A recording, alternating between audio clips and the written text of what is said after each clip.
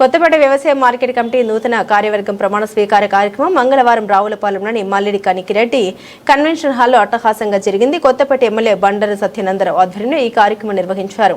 నూతన committee chairman గా పల్లి మంగాదేవి, భీమారావు, వైస్ చైర్మన్ గా కటంశెట్టి శ్రీనివాసరావు సహా కార్యవర్గ సభ్యులతో ఎమ్మెల్యే ప్రమాణ స్వీకారం చేయించారు. అనంతరం నూతన సభ్యుల్ని అభినందిస్తూ మార్కెట్ అభివృద్ధికి కృషి చేయాలని సూచించారు. ఈ కార్యక్రమంలో కూటమి నాయకులు, స్థానిక ప్రజాప్రతినిధులు, కార్యకర్తలు పాల్గొన్నారు. ఈ కార్యక్రమానికి అత్యంత హాజరైనటువంటి మన నాయకులందరూ హాజరయ్యారు.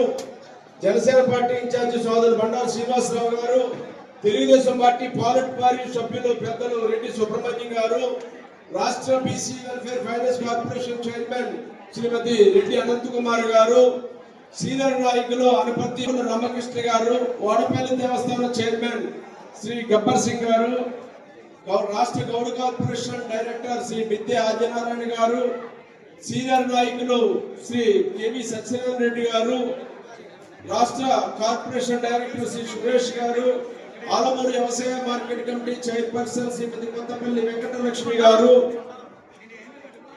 Central delta project committee vice chairman Shri Katturi Narasimharao గారు, శ్రీ బీజేపీ సీనియర్ నాయకులు నేడుగా సోదరిమణి గారు, మల్లిడి విజయదుర్గ శ్రీనివాసరెడ్డి గారు, కలకోటి రామలక్ష్మి వెంకటేశ్వరరావు గారు, సేపూరి సుజాత మురళి కృష్ణమూర్తి గారు, శ్రీ గుడేల దుర్గా నాగేంద్ర కుమార్ గారు, శ్రీమతి కోట శిరోమణి వెంకటేశ్వరరావు గారు, శ్రీ సౌరభు శ్రీనివాసరావు గారు, శ్రీమతి తంగేటి మణికంఠ సురేష్ అనిల్ కుమార్ గారు, శ్రీ గుడిపొడి సత్యనారాయణ గారు, శ్రీ బైరాజు బంగారు రాజు గారు, శ్రీ కోమలి సూర్యనారాయణ గారు, ఇంకా official director AD agriculture, sarpanch Kothapeta, Shri marketing AD, వీరితో వద్దతో కూడా నేడు నేను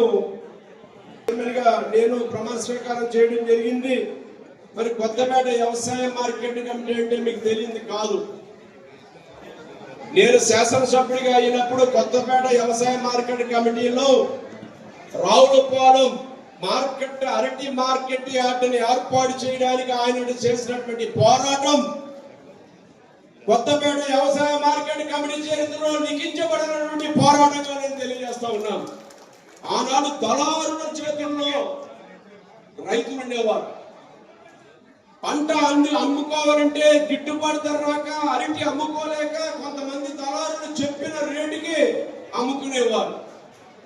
ఆనాడు రావులపాలెం మార్కెట్ యార్డు కట్టడం జరిగింది. నేను ఎమ్మెల్యే అయిన తర్వాత ఈ మార్కెట్ తీసుకెళ్లి యార్డులో పెడదామంటే అనేక రకాలైన అడ్డంకులు వచ్చాయి. అనేక మంది నన్ను ప్రలోభ పెట్టాలని ప్రయత్నం చేశారు. ఎక్కడా కూడా వాటిని లెక్క చేయకుండా ఎన్ని ఒత్తిడులు వచ్చినా తట్టుకుని అరటి వ్యవసాయ మార్కెట్ రైతులకి మేలు చేకూరుతుంది. సైకిల్ వెండర్స్ కానీ లేదా చిన్న చిన్న వ్యాపారులు వచ్చి అరటికల్ని కొనుక్కోవడానికి కానీ, రైతులు స్వయంగా పట్టుకొచ్చి అరటి పంటను యార్డులో అమ్ముకోవడానికి కానీ, వాళ్ళ గొడవలు కానీ, షెల్టర్లు కానీ, అక్కడ ప్రొటెక్షన్ రక్షణ కానీ అన్నీ కూడా అన్నాడు మార్కెట్ యార్డు ద్వారా సమకూర్చడం జరిగింది.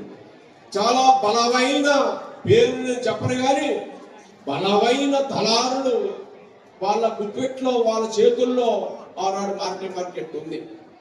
దాన్ని బద్దలు కొట్టాం.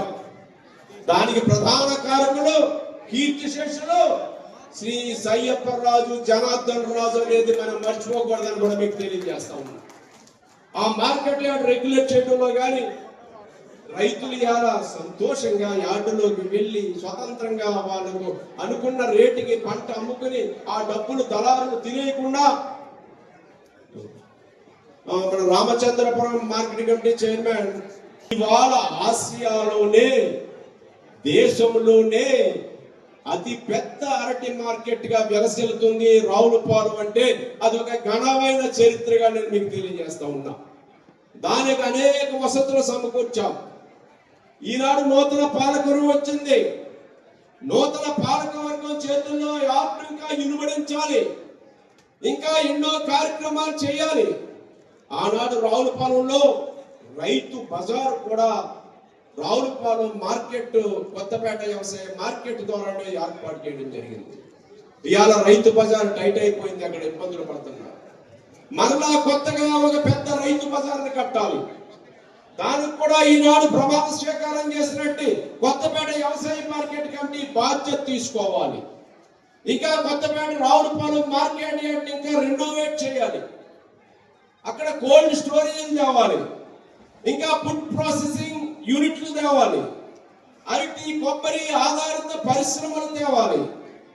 ఇంకా ఎంతవరకు రైతులకు మేలు చేయగలమో అరటి అనే పంటని, అరటి అంటే తోటలో గెలలు పండించి ఆ గెలలు అమ్ముకోవడం కాకుండా అరటి నుంచి అనుబంధ ఉత్పత్తులైనటువంటి అనేక ఫుడ్ ప్రాసెసింగ్ వాల్యుయేషన్ చేసి ఒక అరటి పండు నుంచి, అరటి డొప్ప నుంచి, అరటి తొక్క నుంచి అనేకటువంటి పరిశ్రమలు తీసుకొచ్చే అవకాశాలు ఉన్నాయి.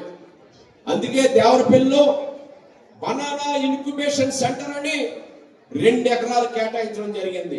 దానికి ప్రాజెక్ట్ రిపోర్ట్ తయారు చేస్తున్నాం. ప్రజెంట్ పులివెందుల్లో ఉంది.